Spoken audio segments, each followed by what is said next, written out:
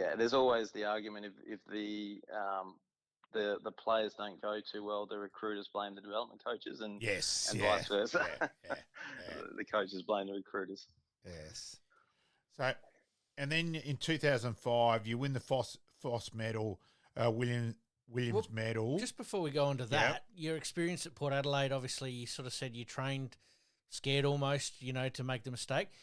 How was coming back to Norwood from that experience there? Did that give you a sense of confidence that you could compete at the SNFL level, at the level you wanted to? Or were you still a little bit unsure? No, I think going in, I was confident at being able to compete at the SANFL level, but coming back and coming back out of that system, it gave me more confidence. Yeah. So even though that 1 year of and it was a strange year because Mac was a coach at Norwood, and I'd be half a week down at Port and then come back for the Thursday night session and then play with Norwood, and there was a little bit of a feel of the year before I was starting midfield every week, but this in 03 I'd sort of maybe start forward and then go through it. So you sort of felt like you're a little bit in between. You're not fully in at Port and you're not fully in at Norwood. So I just don't think I had the best year in a few areas, but coming out of that, it didn't affect me sort of coming back to Norwood after that, and I certainly felt better and stronger and fitter, and that I had some more lessons around strategy of the game and stoppage craft that I could then utilise at SNFL level. Coming out of that, I totally get how hard it is on the player, where you're back and forth and exactly that. And even obviously spoken to Rodney Maynard and Rowie and that about it as well. But it's ironic that it hasn't really helped the AFL teams where they've placed in terms of on the premiership table at the end of the year compared to the old method where everyone got drafted out to an SNFL club. So I totally get it as a player. You'd rather be with that one group all week and feel part of it. But it's ironic premiership table-wise, maybe it hasn't been as big a deal as we thought it was going to be. No. I think it's more a convenience thing from a club perspective as well. That the coaches are not the development coaches don't have to watch, four different games or whatever it is. So I think that's the other part of it as well. They can play the AFL teams system as opposed to being the mini draft at how it was. That I'd be obviously doing the Nord stuff and other players are going over to other teams and doing different things. So it makes sense that they did have this standalone team, but I know what you're saying. They haven't really, it hasn't really affected their performances in terms of a positive way. I do remember an amusing night at the Home of Football with Bass at the back yelling out, reminding Darren Pfeiffer that you're not at Port now, you're at Nord to go to the spot on the thing with colourful language added, and we were pissing ourselves laughing. And Fife, to his credit, took it pretty well afterwards, and he takes the mickey out of himself about that as well. Yeah. What about winning the Foss Williams medal, knowing you that would have been a fair bit of pride, and you as a footy nut in terms of knowing the name and all that would have been pretty special, mate.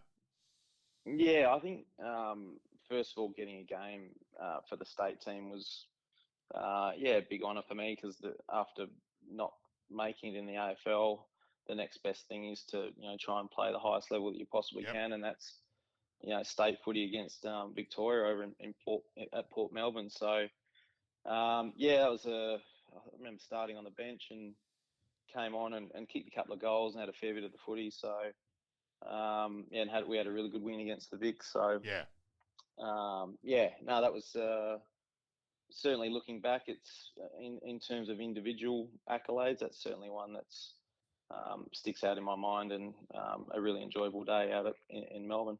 And being named state captain the following year, it would have been a pleasurable honour, mate. Yeah, absolutely. Captain the state team. So again, in terms of the next best thing that I can do from an individual perspective, that's again a huge honour to do that. We had another good win against WA. I remember lining up on Shane Woden and shaking hands at the start and then not seeing him for the rest of the game. I think we had 30 odd possessions each, and but we got the win. So it's the important thing. Bit of loose checking there. Yeah. There wasn't a lot of defense in those sorts of games. No. And 2006, of course, you 150, and your second BNF also as a significant year. Were any more AFL interest at any time during that period, Scotty, or you just think you were unlucky you'd had that 1 year, and as we know, clubs don't tend to look again a lot of the time. Yeah. Back then they never did. If you were slightly injured or you weren't quite what they were looking for, that was it. Yeah, I think the couple of things cost me. Not super tall and not super quick. So, as much as and as much as I'd like to think that if I did get the opportunity that I could find the ball and be smart and clean and have decent agility and all that sort of stuff, I think that it was a time where they were getting more athletic guys through. The whole Kudafides thing changed, how footballers should, the shape of footballers. So a lot of the recruiters back then were looking for taller, more athletic types that they could sort of turn into footballers. Oh, very much so. Like Luke Jericho was someone who got looked at purely, really, because of his athleticism, and it wasn't a sheer coincidence that I mentioned Timmy G's name earlier, because I think you've got similarities as a players, in terms of both could find the ball, but blistering pace wasn't the strength, and all that. And unfortunately, as we know, that's a big thing at AFL level and all that. Yeah. And then just timing. Someone like Lockie Murphy to have played over 100 AFL games has got me beat. So, it's just a lot of it's pot luck as well, and that's nothing. It's absolutely Lockie Murphy as a person. It's just still got me completely mystified.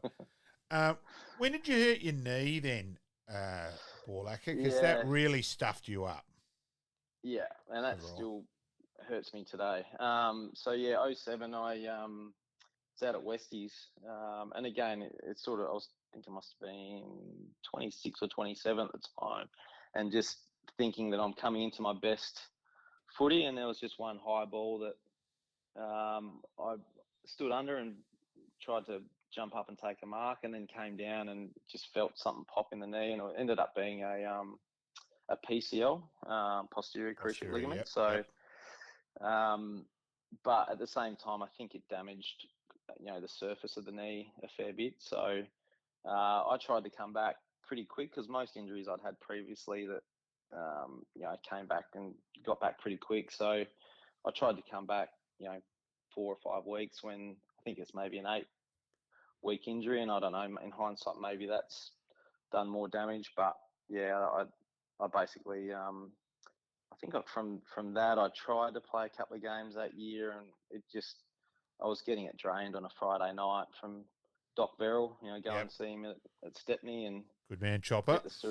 Chopper Verrill, and he'd put the syringe in and take out all the fluid, and I'd feel good for probably half of the game, and by the end of the game, it'd be really sore and then swollen the next day. So I tried to rehab it. I actually had a Lars ligament put into it. So if you remember back, that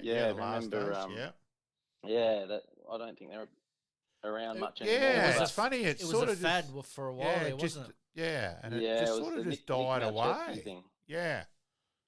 So I think I was one of the first ones to have it for a PCL. Basically it's an artificial ligament that tried to sort of hold my knee in place a little bit more, but which is still in there. I don't know what it's doing in there. It's still in there somewhere, but it's still, these days I can't run a hell of a lot. It's my right knee's pretty painful to do that. But I think I tried so I didn't play, I don't think, in 08.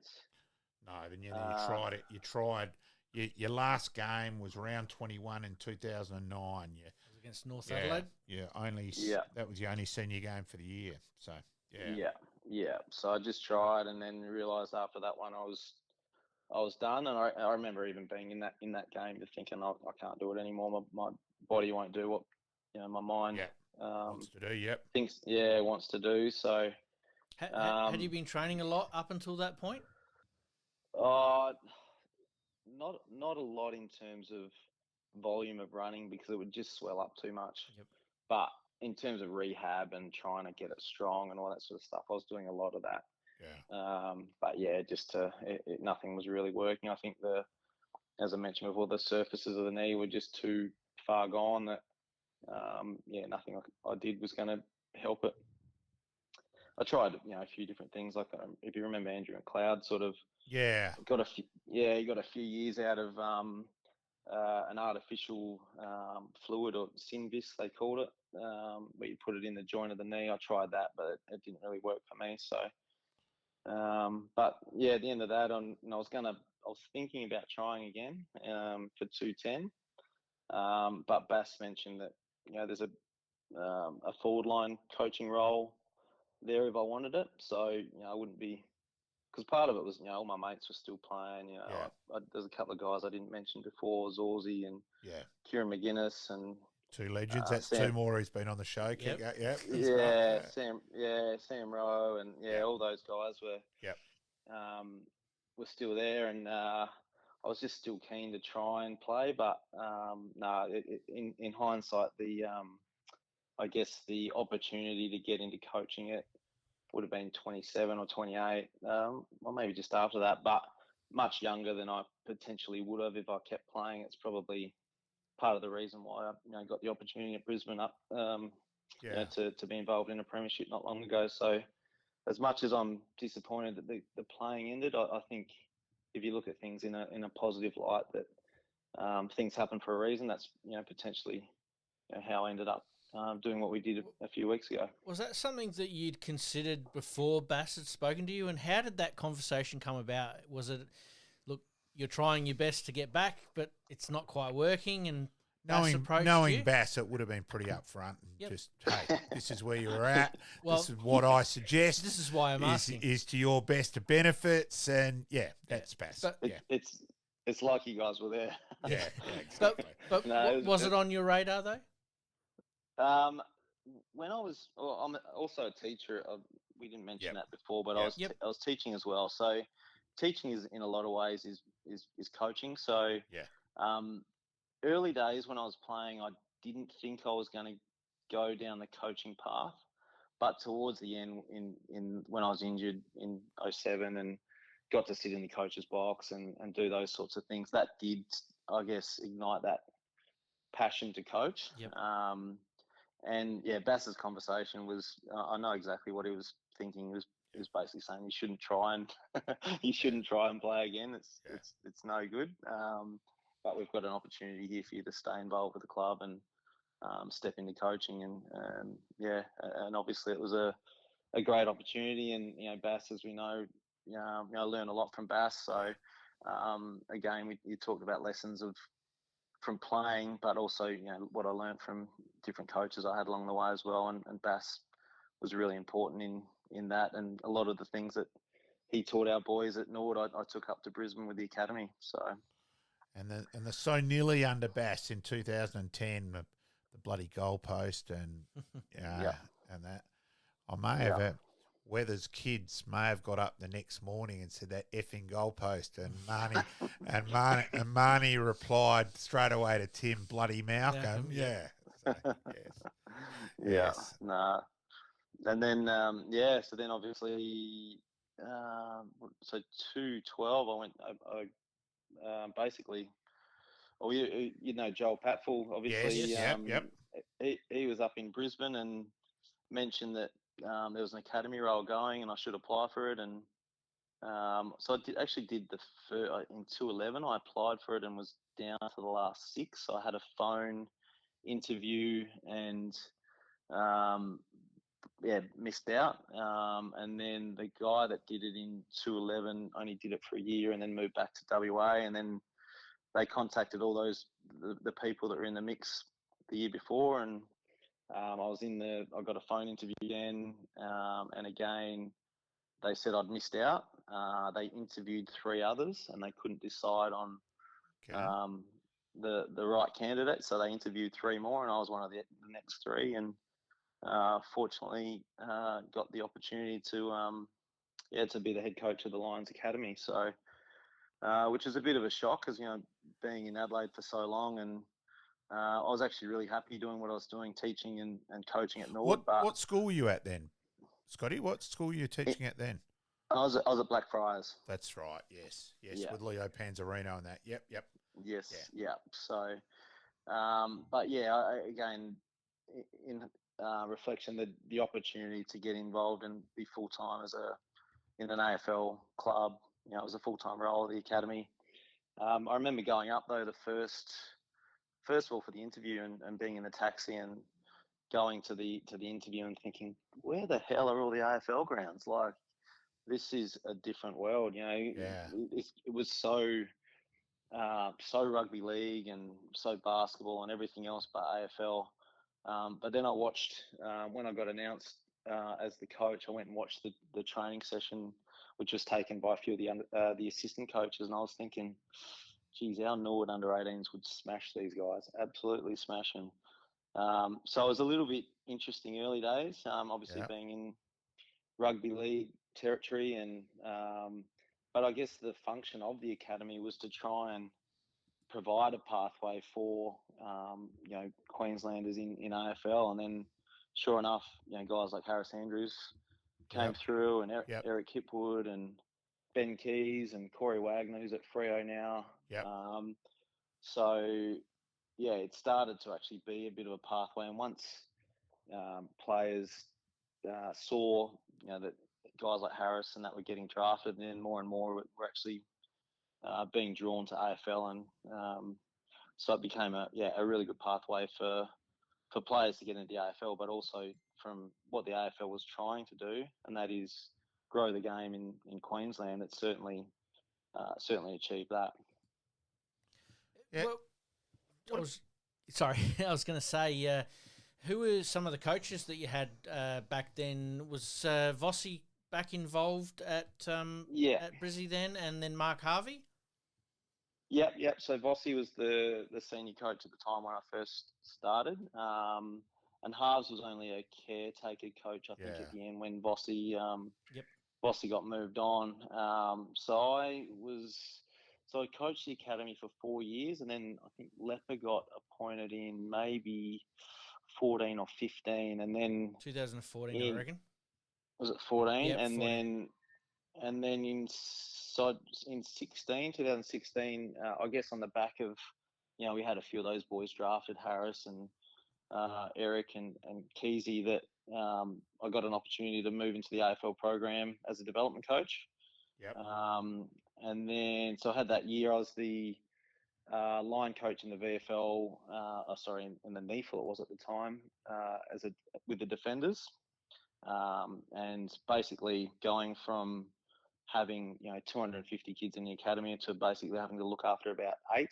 Okay. I thought, hang on, I'm going, this is, and I used to have to obviously pump the footies up and create the magnets. I've gone, hang on a sec, this is actually easier than what I was doing with the academy. But obviously at the end of that year, 2016, Lepper actually called me in late in the year and said, we've got to improve our development. Have you got any thoughts? And basically, I rattled off a number of things, and he said, can you put it in writing? And I put together this pretty large document of ideas. I can imagine that, Scotty. I've only been speaking to you now for about 40 minutes, and that doesn't surprise me. Yeah. I think it was 40 odd pages actually. So, but just different ideas of things that, and they're all sort of teaching ideas and how we can, train better, how we can analyse our young players better, and so and then not long after that, he got moved on. He got the sack, but fortunately, Fags came in and he goes, I heard you've got some ideas on development, and I just plonked the booklet on his desk, and pretty much at the end of that coffee, he said, how would you like to be our head of development? So that's what I've been doing for the last 8 years. I will say here, Pete, Scotty unknowingly actually did me he did me a favour, but it was amusing how it worked out. So I was up with Brisbane for work and contacted Scotty and can we have a look at the Gabba? And Scotty, yeah, I'll give you a tour on that. And so it's a few people from my work back then. Liking this podcast? Please like, rate, and subscribe.